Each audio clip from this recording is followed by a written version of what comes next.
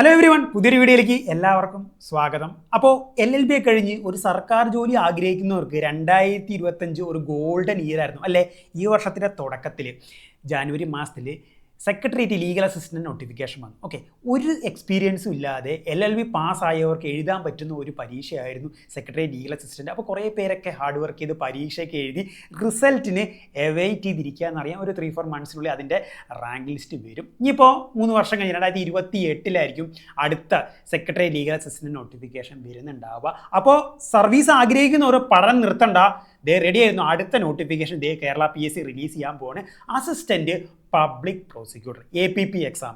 അപ്പോൾ മിക്കതും ഒരു ഡിസംബർ ജാനുവരിക്ക് ആയിട്ട് അതിൻ്റെ നോട്ടിഫിക്കേഷൻ വരും. നോട്ടിഫിക്കേഷൻ വന്ന് ഒരു 3-4 മന്ത്സുള്ളിൽ അതിൻ്റെ പരീക്ഷ നടക്കും. അപ്പോൾ നല്ല കോമ്പറ്റീഷൻ ഉണ്ട്. അപ്പോൾ നമുക്ക് ഇപ്പോഴേ പഠിച്ചു തുടങ്ങാം നമുക്ക്. അപ്പോൾ നമുക്ക് ഈ APP എക്സാം എഴുതണമെങ്കിൽ എന്താണ് അതിൻ്റെ ഏജ് ക്രൈറ്റീരിയ, അതുപോലെ തന്നെ എക്സ്പീരിയൻസ് ഉണ്ടോ, എക്സ്പീരിയൻസ് ആവശ്യമുണ്ടോ, അങ്ങനത്തെ കാര്യങ്ങളെ പറ്റിയാണ് പ്രധാനമായിട്ട് ഈ വീഡിയോയിൽ ഞാൻ ഉൾക്കൊള്ളിക്കുന്നത്. അപ്പോൾ നമുക്ക് APP 2023 അവസാനമായിട്ട് നടന്നത്. അപ്പോൾ 2023 നോട്ടിഫിക്കേഷൻ നമുക്കൊന്ന് പരിശോധിക്കാം. പിന്നെ അതുപോലെ തന്നെ സിലബസ് പുതിയ നോട്ടിഫിക്കേഷൻ വരുമ്പോഴാണ് സിലബസിൻ്റെ കാര്യങ്ങൾ വരുന്നുണ്ടാവുക. മോസ്റ്റ് പ്രോബബ്ലി സിലബസിന് മാറ്റങ്ങൾ വരാൻ സാധ്യതയുണ്ട്. കാരണം നമ്മൾ സെക്രട്ടറി ലീഗൽ അസിസ്റ്റന്റ് പരീക്ഷയിൽ നമ്മൾ ശ്രദ്ധിച്ചാണ് സിലബസ് മാറ്റിയായിരുന്നു, പുതിയ നിയമങ്ങൾ ഉൾപ്പെടുത്തി. അതുപോലെ തന്നെ APPയിൽ മിക്കതും സിലബസ് മാറി പുതിയ നിയമങ്ങളും കാര്യങ്ങളും ഉൾപ്പെടുത്തി ഒരു റിവാമ്പ് ചെയ്ത് സിലബസ് വരാൻ സാധ്യതയുണ്ട്. അപ്പോൾ നമുക്ക് എന്തെങ്കിലും സിലബസ് വരുന്ന സമയത്ത് അതിൻ്റെ കൂടുതൽ വീഡിയോസും കാര്യങ്ങളൊക്കെ ആയിട്ട് വരുന്നുണ്ട്. അപ്പോൾ കണ്ടന്റ് ഹെൽപ്ഫുള്ളായി ഉറപ്പായിട്ട് സപ്പോർട്ട് ചെയ്യുക, ലൈക്ക് ചെയ്യുക, ഫ്രണ്ട്സിനൊക്കെ ഷെയർ കൊടുക്കുക. കൂടുതൽ കണ്ടന്റ്സ് നമ്മൾ വരുന്നുണ്ട്. അപ്പോൾ നമുക്ക് നോക്കാം. നമുക്ക് 2023 APP നോട്ടിഫിക്കേഷൻ നമുക്ക്. അപ്പോൾ 2023 APP അവസാനമായിട്ട് പരീക്ഷ നടന്നത്. അപ്പോൾ 3 വർഷമാണ് റാങ്ക് ലിസ്റ്റിൻ്റെ കാലാവധി.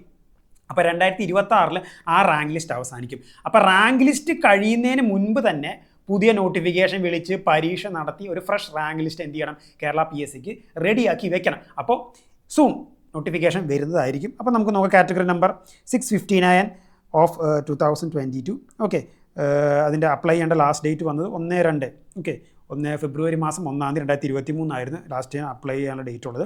ഇനി ഡിപ്പാർട്ട്മെൻറ്റ് എന്ന് പറയുന്നത് കേരള സ്റ്റേറ്റ് പ്രോസിക്യൂഷൻ സർവീസ് ആണ് department. Name of the post, നമ്മൾ എക്സാം എഴുതി കയറുന്ന പോസ്റ്റിൻ്റെ പേരുന്നു assistant public prosecutor grade 2. Okay, അതിൻ്റെ scale of pay, salary scale എന്ന് പറയുന്നത് മിനിമം സാലറി എന്ന് പറയുന്നത് 56,500 ആണ്. അതിൻ്റെ മാക്സിമം എന്ന് പറയുന്നത് 1,18,100 രൂപയാണ്. അപ്പോൾ എന്തായാലും മോസ്റ്റ് പ്രോബബ്ലി അടുത്ത ഇലക്ഷനൊക്കെ വരാൻ പോവുകയാണ്. അപ്പോൾ ഗവൺമെൻറ്റിലൊക്കെ മാറ്റങ്ങൾ ഉണ്ടാവുകയാണെങ്കിൽ ഓട്ടോമാറ്റിക് എന്ത് ചെയ്യും, സാലറി, പുതിയ പേ കമ്മീഷൻ സാലറിയൊക്കെ എന്തായാലും കൂടാൻ സാധ്യതയുണ്ട്.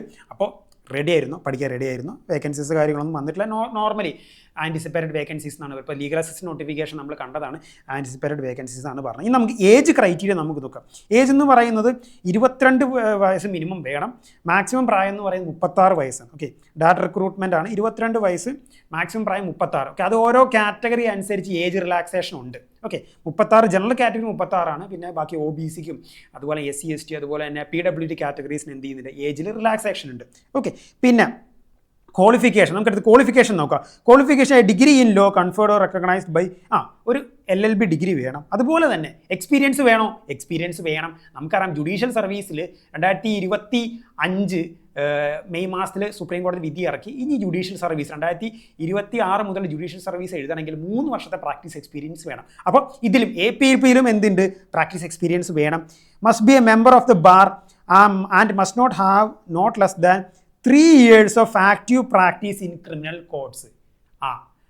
ആ ക്രിമിനൽ കോടതികളിൽ ആക്റ്റീവ് പ്രാക്ടീസ് 3 വർഷത്തെ മിനിമം പ്രാക്ടീസ് എന്തായാലും വേണം. ഓക്കെ, ഈ പ്രാക്ടീസ് എങ്ങനെയാണ്, ഏത് ഡേറ്റ് വെച്ചാണ് അളക്കുക എന്നുള്ളത് പുതിയ നോട്ടിഫിക്കേഷൻ വന്നാൽ മാത്രമേ നമുക്ക് പറയാൻ പറ്റൂ. ഇത് പഴയ നോട്ടിഫിക്കേഷനിൽ ആസ് ഓൺ January 1, 2022 ആയിരുന്നു. അപ്പോൾ പുതിയ നോട്ടിഫിക്കേഷൻ വരുമ്പോഴാണ് കൃത്യമായിട്ട് അതിൽ പറയും ഈ 3 year ഈ ക്രൈറ്റീരിയ ഏത് ഡേറ്റ് വെച്ചാണ് കണക്കാക്കുക എന്നുള്ളത് വരും. അപ്പോൾ നമുക്കിത് let's wait for the notification.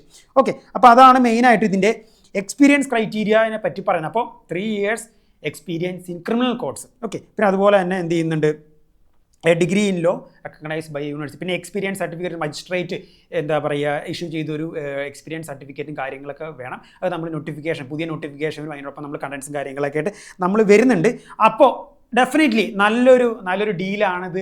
നമ്മൾ LLB കഴിഞ്ഞ് ജൂനിയർഷിപ്പിൽ നിൽക്കുമ്പോൾ നമ്മൾ ഫേസ് ചെയ്യുന്ന ഏറ്റവും വലിയ പ്രോബ്ലം എന്ന് പറയുന്നത് ഒരു സ്റ്റേബിൾ ആയിട്ടുള്ള ഒരു പ്രൊപ്പോർഷനേറ്റ് ആയിട്ട് സാലറി കിട്ടുക എന്നുള്ളതാണ്. ഇല്ലേ, നമ്മളെല്ലാവരും വളരെ മിനിമം ആയിട്ടുള്ള പേയ്മെൻറ്റിലാണ് പലരും എന്ത് ചെയ്യുന്നുണ്ട്, പ്രാക്ടീസ് ചെയ്യുന്നത്. പലർക്കും പേയ്മെൻറ്റ് പോലും കിട്ടുന്നില്ല. അപ്പോൾ അങ്ങനെയൊക്കെ ഉള്ള ഒരു ബുദ്ധിമുട്ടെന്ന് പറയുന്നത് നല്ലൊരു ഡീലാണ്. 3 വർഷം കഴിഞ്ഞ് നമുക്ക് എന്ത് ചെയ്യാൻ പറ്റും, അത്യാവശ്യം ഒരു 3-4 മന്ത്സ് ഇരുന്ന് പഠിക്കുകയാണെങ്കിൽ നമുക്ക് എന്ത് ചെയ്യാൻ പറ്റും, നമുക്ക് ക്രാക്ക് എടുത്തു കഴിഞ്ഞാൽ നല്ല സാലറിയോടെ സുഖമായിട്ട് നമുക്ക് മാസം ഇതൊരു സ്റ്റേബിൾ സാലറിയോടെ നമുക്ക് എന്ത് ചെയ്യാൻ പറ്റും, നമുക്ക് ജീവിക്കാൻ പറ്റും നമുക്ക്. അപ്പോൾ നമുക്കറിയാം കോച്ചിങ് എന്നുള്ളത് ഒരു നെസസറി ഫാക്ടർ എന്നൊന്നും ഞാൻ പറയുന്നില്ല. ബട്ട് ഒരു കാര്യം പഠിക്കുമ്പോൾ ഇത്രയധികം കോമ്പറ്റീഷനുള്ള പരീക്ഷയാണ്.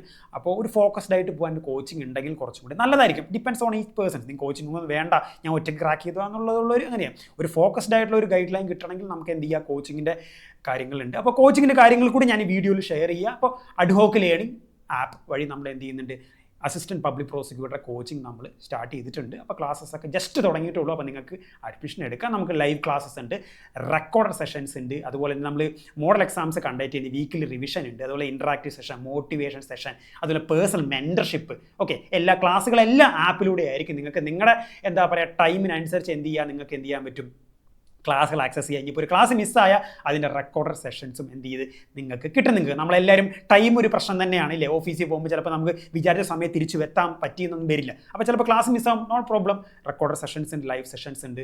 അപ്പോൾ എല്ലാ കാര്യങ്ങളും, അപ്പോൾ അതിൻ്റെ ഡീറ്റെയിൽസും കാര്യങ്ങളും ഡിസ്ക്രിപ്ഷനിൽ ഞാൻ ഡീറ്റെയിൽ ആയിട്ട് ഷെയർ ചെയ്യും. നമ്പറും കാര്യങ്ങളും കോച്ചിങ് ജോയിൻ ചെയ്യാൻ താല്പര്യമുള്ളവർ അഡ്ഹോക്ക് ലേണിംഗ് ആപ്പ് വഴി എന്ത് ചെയ്യുക, ജോയിൻ ചെയ്ത് നിങ്ങൾക്ക് എന്ത് ചെയ്യുക, ഇപ്പം തന്നെ പ്രിപ്പയർ. നോട്ടിഫിക്കേഷൻ വരാൻ വെയിറ്റ് ചെയ്യേണ്ട, ഇപ്പം തന്നെ തുടങ്ങാം. കാരണം നോട്ടിഫിക്കേഷൻ വന്നു കഴിഞ്ഞാൽ പിന്നെ എന്ത് ചെയ്യുക, അധികം സമയമൊന്നും ഉണ്ടാവില്ല. ഓക്കെ, അത്യാവശ്യം പഠിക്കാനുണ്ട്. സിലബസ് വന്നിട്ടില്ല നിലവിൽ.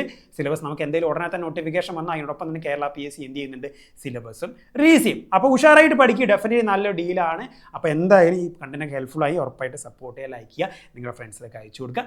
Thank you.